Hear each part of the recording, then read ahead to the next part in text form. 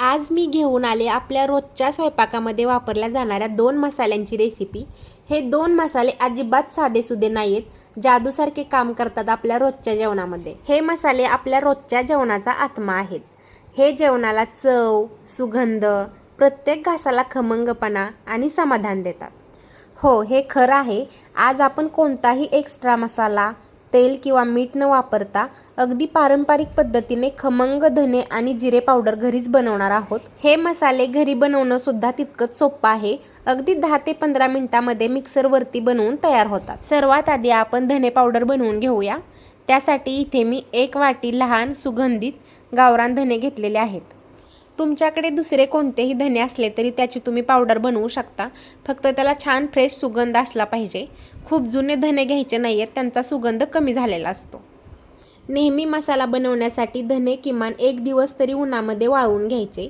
त्यामुळे काय होतं, धन्यामध्ये असलेला ओलावा पूर्णपणे निघून जातो आणि धना मसाला 8 ते 9 महिने आरामशीर टिकतो, अजिबात खराब होत नाही, सुगंध सुद्धा तसाच टिकून राहतो।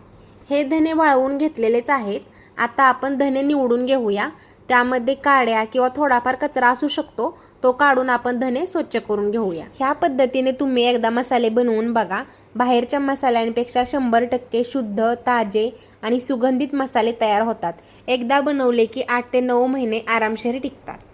धने स्वच्छ करून झालेत। आता आपण 3 ते 4 मिनिटं मध्यम आचेवरती सतत हलवत धने भाजून घेऊया। धने आपण उन्हामध्ये आधीच वाळवून घेतलेत, त्यामुळे भाजण्यासाठी जास्त वेळ लागणार नाही। पण भाजताना सतत हलवायचं, म्हणजे धने एकसारखे भाजले जातील आणि करपणार पण नाहीत।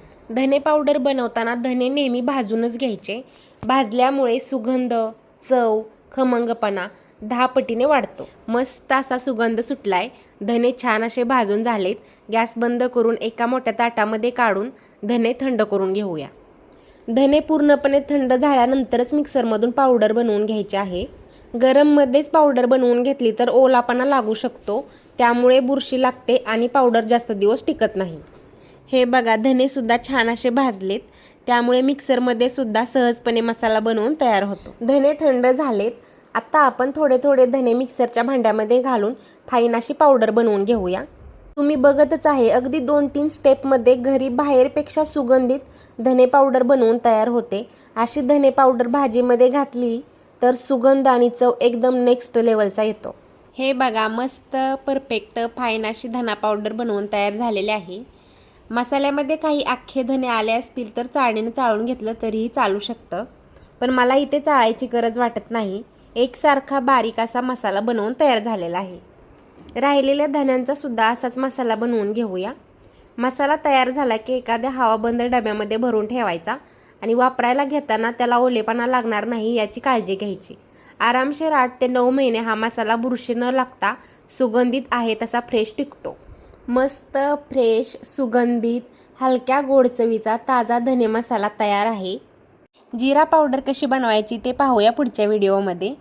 पुढचा व्हिडिओ खूप इंटरेस्टिंग होणार आहे, कारण कोणतीही भाजी असू द्या, ताक, रायता, मठ्ठा, चाट, स्नॅक्स, पराठे, व्हेज, नॉनव्हेज सगळीकडे जिरा पावडर वापरली जाते। एकदा बनवायची आणि 8 ते 9 महिने सहज वापरायची। तर भेटूया अशाच पुढच्या व्हिडिओमध्ये। तुम्हाला हा व्हिडिओ आवडला असेल अशी अपेक्षा करते। धन्यवाद।